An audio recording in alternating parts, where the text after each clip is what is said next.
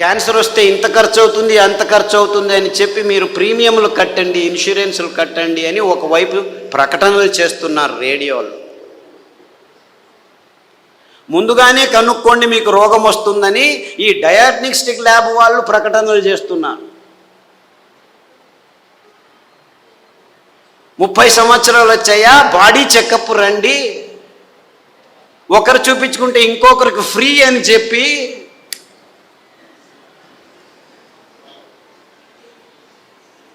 అంటే మీ భయాన్ని అమ్ముకునే ఈ భయంకరమైన సమాజాన్ని మనం నిర్మిస్తున్నామని మనకి ఎవ్వరికీ తలకపోవట్లేదు. దేవుడిచ్చింది అద్భుతమైన వైవిధ్యమైన పదార్థాలన్నింటినీ, దీనికి కారణం వాళ్ళు కాదు, నేను వాళ్ళని తిట్టడమే లేదు, అంతా మనం చేసుకున్న బుద్ధిమాంద్య పనులే. వాళ్ళు ఇస్తున్న కాఫీలు, వాళ్ళు ఇస్తున్న టీలు, వాళ్ళు ఇస్తున్న పాలు, వాళ్ళు ఇస్తున్న చక్కెర, వాళ్ళు ఇస్తున్న గోధుమ, వాళ్ళు ఇస్తున్న వరి బియ్యం, వాళ్ళు ఇస్తున్న సండే యా మండే కావో అండే అని చెప్పి తెందుల్కర్ వచ్చి జాహీరాతు, పెప్సీ తాగండి అని అమీర్ ఖాను, కోక్ తాకండి అని షారుఖ్ ఖాన్. తప్పు, ఆపోజిట్. అమీర్ ఖాన్ కోకు, ఈడు పెప్సీ. నేను పైనుంచి వస్తాను సల్మాన్ ఖాన్ థమ్సప్ అని వస్తే వాళ్ళు 100 mlలో 45 గ్రాములు చక్కెర అమ్ముతున్నారని ఎవరికి అర్థం కావట్లేదు. వేల కోట్ల రూపాయలు ఖర్చు పెట్టి డ్యాములు కట్టి నీళ్లను పోగు చేసి చివరికి పెంచేదేమిట్రా మనం అంటే ఈ చెరుకు నుంచి వచ్చే చక్కెర తింటే 1 గ్రాము తింటే మీ రోగ నిరోధక శక్తి 6 నెలలు మాయమైపోతుంది. డెంగ్యూ రావచ్చు, పంగు రావచ్చు, H5N1, H1N1, డెంగ్యూ, పింగు, జింక, పుంక, నీపా, ఏనేనో పేర్లు, అంతా అర్థం కాని పేర్లని పెట్టుకొని, ఓ నీపా గబ్బిలాల నుంచి వచ్చింది, గబ్బిలాన్ని చంపండిరా, డెంగ్యూ దోమల నుంచి, దోమల్ని చంపండిరా, పక్షి జ్వరం అక్కి, కోళ్ళ జ్వరం కోళ్ళని చంపండి, పందుల జ్వరం పందులను చంపండి, మ్యాడ్ కౌ డిసీజ్ కౌస్ని చంపండి. మిలియన్స్ ఆఫ్ అనిమల్స్ మారణ హోమం చేస్తూ వస్తున్నాము గడిచిన 15 సంవత్సరాల్లో. కానీ ఎవరికి చెప్పట్లేదు దీనివల్ల వస్తుందని. మ్యాచ్ ద ఫాలోయింగ్, 2వ తరగతి పిల్లాడికి చెప్తే చాలు మ్యాచ్ చేస్తాడు. కోళ్ళ జ్వరం కోళ్ళ నుంచి వస్తుంది, పందుల జ్వరం పందుల నుంచి వస్తుంది, మ్యాడ్ కౌ డిసీజ్ కౌస్ నుంచి. అయినా అదే మాంసము తినండి, ప్రోటీన్లు కావాలి మీకు. మాంసాహారంలో B12 ఉంది, B12 మీ శాకాహారులకు రానే రాదు అని ప్రపంచం మొత్తాన్ని మాంసాహారం వైపు నడిపిస్తున్నారు ఈ విజ్ఞానులు, ఈ డాక్టర్లు. ఆవలిస్తే చాలు మీకు B12 వస్తుంది. సూక్ష్మజీవులు మీ నోట్లో 100,000 రెట్లు ఎక్కువ ఉన్నాయి. మీ దేహంలో ఉన్న జీవకోశాల కంటే ఈ లాక్టోబాసిల్లస్ 70% ఉంది. ప్రతి ఒక్క బ్యాక్టీరియా, మీరు పిల్లాడికి పాలు తాపుతారు కదా, ఆ పాలు పెరుగుగా మారేదానికి పొట్టలో లాక్టోబాసిల్లస్ ఉంది. ఆ లోపల అవుతున్న పెరుగు నుంచే విటమిన్ B12 వస్తుంది. అంటే మీరు చిన్న పిల్లాడికి పాలు ఇచ్చినప్పుడే విటమిన్ B12 తయారయ్యేదానికి, తయారు చేసేదానికి జీవితాంతం ఆ లాక్టోబాసిల్లస్ని మీరు పెంచుతున్నారు. ఈ విషయాన్ని ఎవరు చెప్పట్లేదు.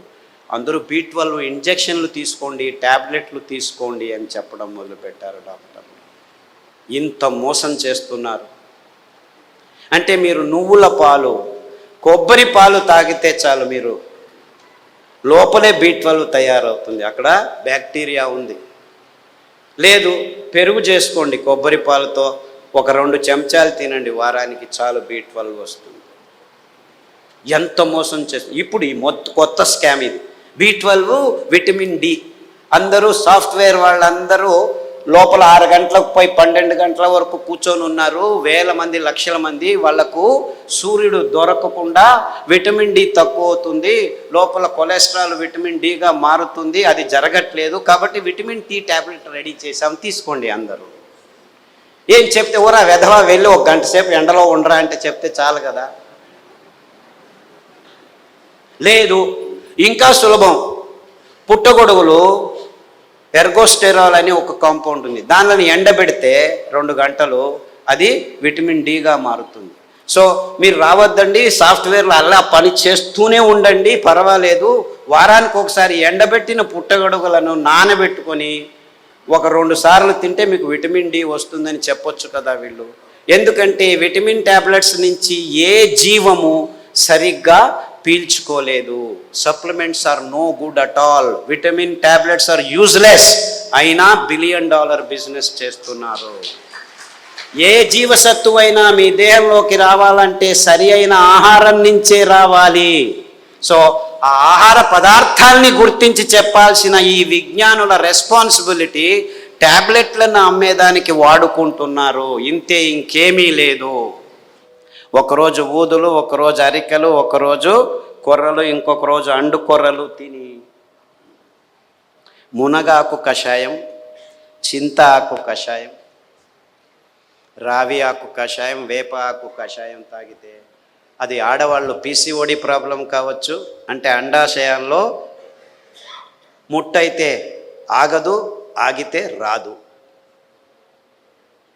ఇలాంటి సన్నివేశమైన వీర్యకణాలు లేక మగవాళ్ళకి ఇప్పుడు ఆడవాళ్ళతో సంభోగం చేయాలంటే శీఘ్రస్ఖలనాలు, అదంతకదే లింగం ఆగిపోవటం, సన్నగా అయిపోవటం, రక్త ప్రసారం జరగకపోవటం, ఇలాంటి ప్రాబ్లమ్స్. వయాగ్రా $1 బిలియన్ బిజినెస్, అదే సాక్ష్యం. నేనేమి కట్టుకథలు చెప్పట్లేదు.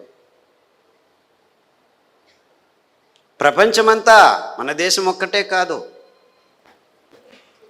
అంటే మనిషికి రోగాలు ఎక్కువ అవుతున్నాయి, రోగాల వయోపరిమితి తక్కువ అవుతుంది ఒకవైపు అయితే, మనిషి తత్వాన్నే మార్చేస్తున్నాయి ఈ ఆహార పదార్థాలని ఏ ఒక్కరూ గమనించట్లేదు, చెప్పట్లేదు. ఆడపిల్లలు 14 ఏళ్లకు ముట్టవలసిన వాళ్ళు 6 ఏళ్లకు ముట్టవడం ఏంటి? 100కి 1 అయితే పర్వాలేదు, 100కి 90 మంది అవుతున్నారు.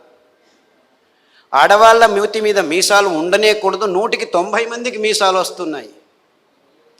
ముట్టు సహజ ప్రక్రియ, అంత ఇబ్బందులు ఏమి ఉండకూడదు, 100కి 100 మందికి నొప్పులు వస్తున్నాయి. డాక్టర్ దగ్గరికి వెళ్తే పెయిన్ కిల్లర్స్ ఇస్తారు, అందులో వేసుకున్న వాళ్ళకి 16 మందికి కిడ్నీ ప్రాబ్లం వస్తున్నాయి. 100కి నెల పెయిన్ కిల్లర్స్ వేసుకుంటే 2-3 సంవత్సరాల్లో కిడ్నీ ప్రాబ్లమ్స్ వస్తాయి. యూరిక్ యాసిడ్ ఎక్కువ అవుతుంది, క్రియాటినిన్ ఎక్కువ అవుతుంది, యూరియా ఎక్కువ అవుతుంది. ఇలాంటి ప్రాబ్లమ్స్ నో ప్రాబ్లం, డయాలిసిస్ చేస్తాం రండి అంటారు, మిషన్లు రెడీ పెట్టుకున్నామంటారు. అంటే ఇంత వైజ్ఞానికమైన విషయాలు మన కళ్ళ ముందు, మన ముక్కు కింద జరుగుతూనే ఉన్నాయి. ఏ ఒక్కరూ లేచి అడగట్లేదు, ప్రశ్నించటం లేదు. ఎందుకంటే సైన్స్, విజ్ఞానం అనే ఈ కబంధ హస్తాల్లో ఇరుక్కుపోయాం. అంతా విజ్ఞానమే. ఎక్కడుంది? ఈ వాణిజ్యీకరణ ఒత్తడంలో చేసి ఎవరు నోరు మెదపకుండా చేసేసారు. So what are we doing here? మళ్ళా గొప్పగా జంబాలు, రేపు మొన్నోడు పోయి మంగళగిరిలో సంసారం పొద్దున్న లేస్తే కక్కస్ సరిగ్గా చేయట్లేదు. ప్రతి ఒక్కరూ కక్కస్ చేయాలంటే ట్యాబ్లెట్ తీసుకోవాలి, లేకపోతే వేడి నీళ్ళు తాగాలి, లేకపోతే ఇక్కడి నుంచి అక్కడికి తిరగాలి, బీడీ తాగాలి, సిగరెట్ తాగాలి, కాఫీ తాగాలి, లేదు ఒక పెగ్గు వేయాడు. వాడు డాక్టరే పెగ్గు వేయమన్నాడు, మగ్గులు వేసుకుంటూ కూర్చున్నారు. అర్థమైందా peg mug? This is the nonsense that human race has been indulging in the last 30-40 years. And we are all claiming ourselves to be civilized, educated, and in scientific age. ఏమిట్రా science? పొద్దున్న లేస్తే కక్కస్ చేయలేవు, రాత్రి వస్తే నిద్రపోలేవు.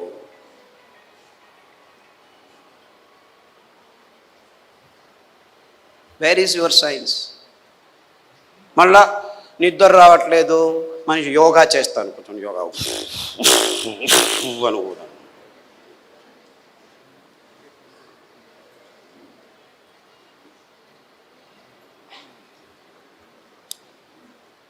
ఏం చేయమంటావు?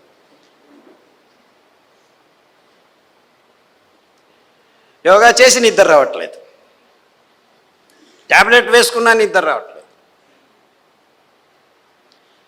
రాత్రి నిద్రపోవాలి, పగలు పని చేయాలి. మనం రాత్రిని పగలు చేసి కూర్చున్నాం, ఎలా నిద్ర వస్తుంది?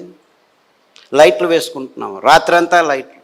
అస్సలకు ముందు నీవు చీకటి చేసుకుని రూములో పడుకుంటే అద్భుతమైన ట్రిగ్గర్స్ మీ మెదడులో జీవరసాయనిక రసాల్ని ఉత్పాదనం చేస్తాయి. నిజమైన నిద్ర వస్తుంది, గాఢ నిద్ర వస్తుంది. అతి అద్భుతమైన నిద్ర మీ దేహానికి తడితే మీలో రోగ నిరోధక శక్తి ఎక్కువ అవుతుంది. అంటే ఈ మధ్య ప్రపంచంలో మానవ జాతి సరి అయిన నిద్రపోవట్లేదు. ఎందుకంటే కారు అడవుల్లో కూడాను లైట్లు వేసేదానికి రెడీ అయిపోయాం.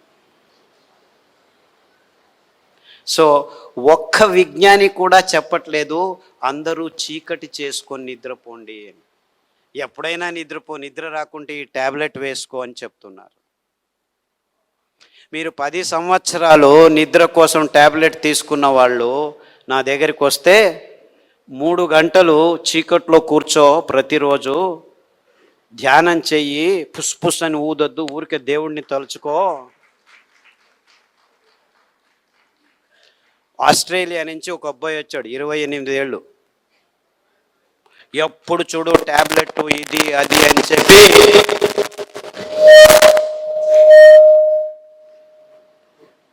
నరాలు వణుకుతూ నిద్ర లేక, నిద్రకు ట్యాబ్లెట్లు తీసుకుంటే నిద్ర రాక, చివరకు భోజనం చేసేదానికి వేళ్ళు వంగక అతి భయంకరమైన స్థితిలో వచ్చాడు. నిద్రపోయి 30 రోజులైంది. ఇలా కళ్ళు ఇలా అయిపోయాడు. వాళ్ళ అమ్మ నాన్న ఎంతో బాధపడుతూ ఇలా అయిపోయాడు, ఆస్ట్రేలియాకి తీసుకెళ్ళాము, అమెరికాకి తీసుకెళ్ళాము, అన్ని మందులు ఇచ్చాము, ఏమీ కావట్లేదు. అరికలో రాత్రి నానబెట్టి ఉదయం నానబెట్టి రాత్రి, ఉదయం వండిన గంజి రాత్రి వండిన గంజి ఉదయం తాగిపించండి. దానికి తోడు చన్న సాంబారు ఉల్లిపాయలు, ఎర్రగడ్డలు దంచి మజ్జిగలో వేసి ఆ మజ్జిగ తాగించండి. చీకటి గది చేసేసి బాగా గంజి తాగిపించి వాడిని లోపలికి వేసేసి తలుపు వేసేసి ఇంకా వాడి వైపు చూడకద్దండి అంటే, అయ్యో ఎలా అని చేయండి, 3 గంటల తర్వాత వెళ్ళి చూడండి అని చెప్పాను. అక్కడ బెడ్ కూడా వేయకండి అని చెప్పాను. 3 గంటలు తట్టుకోలేక ఆ తల్లి 1:30 గంటకే మెల్లిగా తలుపు తీసి చూస్తే వాడు బార్లా పడుకొని నిద్రపోయాడు. 3 రోజులు లేవలేదు వాడు.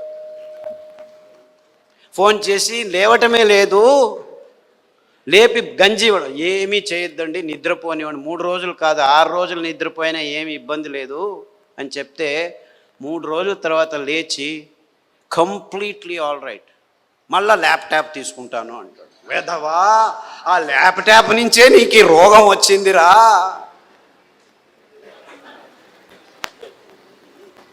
దాన్ని చూడొద్దు అని చెప్పి పంపించాను. ఇప్పటికి మళ్ళీ ఆస్ట్రేలియాకి వెళ్ళాడు.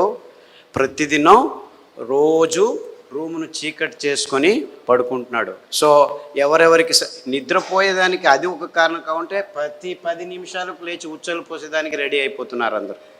25 సంవత్సరాల పిల్లలు కూడాను 2 గంటలకు ఒకసారి లేచేది, ఉచ్చలు పోసేది, వచ్చేది. అందుకే అటాచ్డ్ బాత్రూమ్లు ఎక్కువైపోయాయి మనకు.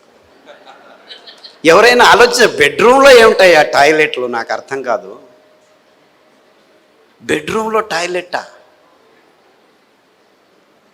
ఎవరైనా ఆలోచిస్తున్నారా? నిద్రపోయే చోట ఏమిటాయా కక్కస్ చేసేది? నాకు అర్థం కాదు. The whole world has not asked this question till today. Attached bathroom ఇల్లు కట్టారా? ఎన్ని అటాచ్డ్ బాత్రూమ్? ప్రతి రూముకు బాత్రూమ్ కట్టాము. అంత కర్మ.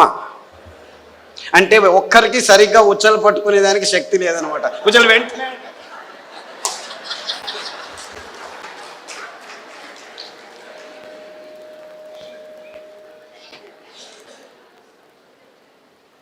అండుకొరల గంజి తాగండి, రాత్రి పడుకుంటే పొద్దున వరకు లేవాల్సిన అవసరం లేదు. In fact there have been zillions అని చెప్పాలి నేను. అంటే 100 మంది పెద్దవాళ్ళు, 60 ఏళ్ళు 50 ఏళ్ళు 70 ఏళ్ళు ఉన్నవాళ్ళు రోజు రాత్రి 2 గంటలకు లేచి ఉచ్చలు, అది ప్రోస్టేట్ ప్రాబ్లము, ఈ ప్రాబ్లము, ఏ ప్రాబ్లం అన్నా ఉన్నివ్వండి, అరికెల గంజి తాగండి.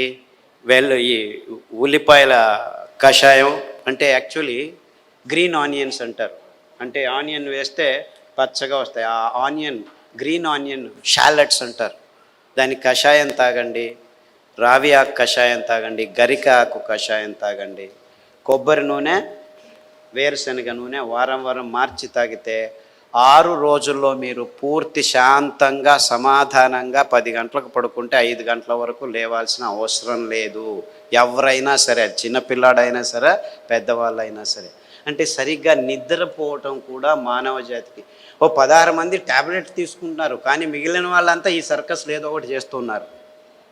చిన్నపిల్లల వరకు ఈ రోగాలు వచ్చేసాయి. అంటే మనం గట్టిగా సాయంకాలం 1 గంట నడిచిన తర్వాత ఈ పనులు చేస్తే 6 వారాల్లో అందరూ సరిగ్గా నిద్రపోతారు, ఏమీ ఇబ్బంది లేకుండా.